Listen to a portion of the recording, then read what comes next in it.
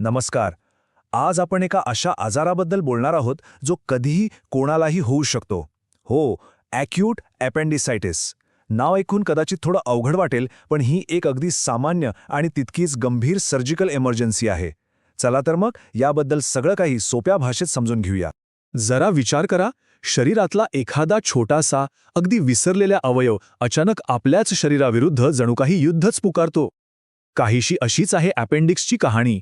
एक छोटासा अवयव जो कधीही एक मोठी वैद्यकीय आणीबाणी निर्माण करू शकतो. पण हे अचानक हल्ला करणं वगैरे हे आपल्याला आत्ता कळतंय.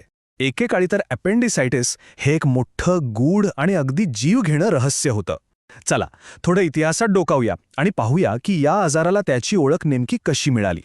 तर गोष्ट आहे 1886 सालची, जेव्हा रेजिनाल्ड फिट्स यांनी पहिल्यांदा या आजाराला अपेंडिसायटिस असं नाव दिलं. वैद्यकीय जगतासाठी ही एक मोठी गोष्ट होती. मग 1889 मध्ये चार्ल्स मॅकबर्नी यांनी एक कमाल केली. त्यांनी दुखण्याची अगदी नेमकी जाडा ओळखली, ज्यामुळे डॉक्टरांना निदान करणं खूप सोपं झालं. गंमत म्हणजे 20व्या शतकात हा आजार खूप वाढला, पण आता हळूहळू त्याचं प्रमाण कमी होतं. मॅकबर्नी यांनी वेदनेच्या जागेचं इतकं अचूक वर्णन केलं की ती जागा आजही मॅकबर्नी पॉइंट म्हणून ओळखली जाते. डॉक्टरांसाठी हा जणू काही नकाशाच होता, वेदनेच्या मूळ स्रोतापर्यंत पोहोचण्याचा एक महत्त्वाचा टप्पा. बरं, आता जरा खोलात शिरूया.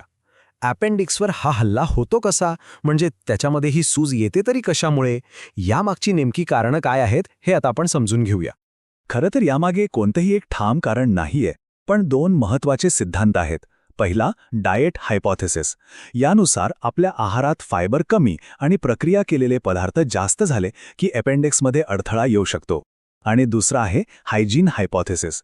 म्हणजे काय तर स्वच्छतेमुळे आपली रोगप्रतिकार शक्ती लहान सहान जंतूंशी लढायचं विसरली आहे आणि त्यामुळेच हा आजार डोकं वर काढतो. पण सगळ्यात महत्त्वाचा आणि सामान्य ट्रिगर पॉइंट आहे अडथळा, म्हणजे ऑब्स्ट्रक्शन. बहुतेक प्रकरणांमध्ये काय होतं की अपेंडिक्सचा मार्ग ब्लॉक होतो.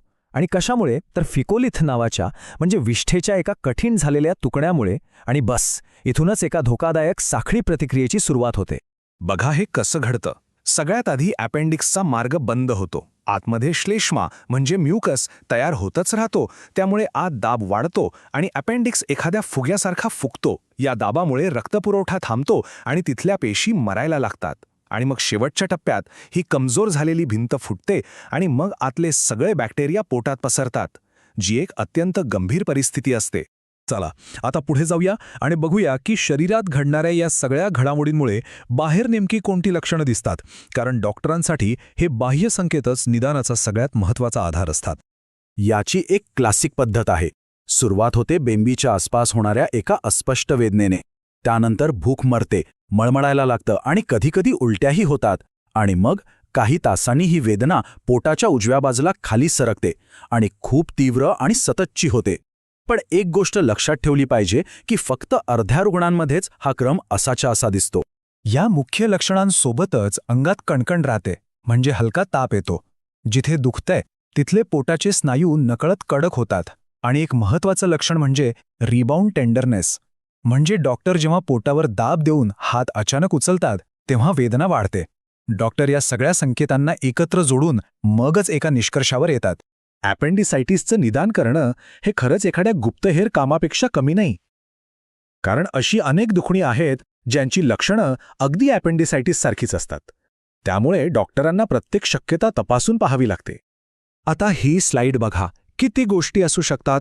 पोटाचे इतर आजार जसं की गॅस्ट्रो, स्त्रियांमध्ये असेल तर अंडाशयाचा त्रास किंवा एक्टॉपिक प्रेग्नन्सी किंवा मग मूत्रमार्गाचा संसर्ग, या सगळ्या शक्यता डॉक्टरांना नाकाराव्या लागतात आणि वय व लिंगानुसार या शक्यता बदलत जातात.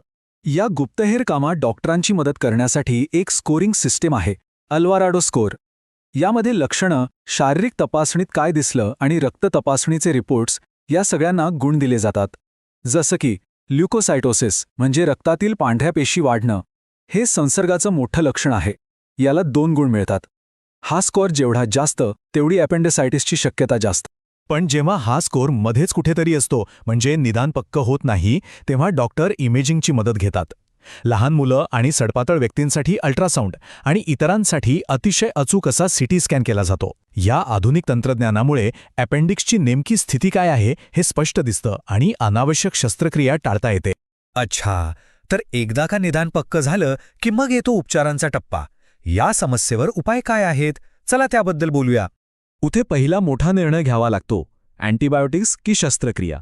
जर केस खूप गुंतागुंतीची नसेल तर अँटीबायोटिक्स देऊन पाहिलं जातं आणि यात जवळपास 95% रुग्णांना तात्पुरता आराम मिळतो. पण शस्त्रक्रिया म्हणजे अपेंडेक्टॉमी हाच यावरचा पारंपरिक आणि कायमस्वरूपी उपाय मानला जातो. कारण अँटीबायोटिक्सने बरे झालेल्यांपैकी काहींना वर्षभरात पुन्हा त्रास होतो आणि शस्त्रक्रिया करावीच लागते. आता शस्त्रक्रिया करायची ठरली तर त्यातही 2 मुख्य प्रकार आहेत, ओपन आणि लॅप्रोस्कोपिक. ओपन म्हणजे पारंपरिक पद्धत, ज्यात पोटावर मोठा छेद घेतला जातो. तर लॅप्रोस्कोपिक म्हणजे दुर्बिणीद्वारे शस्त्रक्रिया. यात अगदी लहान छिद्र पाडून कॅमेऱ्याच्या मदतीने अपेंडिक्स काढला जातो. याचा फायदा म्हणजे जखम लवकर भरते आणि इन्फेक्शनचा धोकाही कमी असतो. तर आपण इतिहासापासून ते अगदी आधुनिक उपचारांपर्यंतचा सगळा प्रवास पाहिला. आता या सगळ्या माहितीचा सार काय आहे ते थोडक्यात पाहूया. आयुष्यात कधी ना कधी अपेंडेक्टॉमी म्हणजे अपेंडिक्स काढण्याची शस्त्रक्रिया करावी लागण्याची शक्यता पुरुषांमध्ये 8.6% तर महिलांमध्ये 6.7% असते. म्हणजे बघा ही शस्त्रक्रिया किती सामान्य आहे.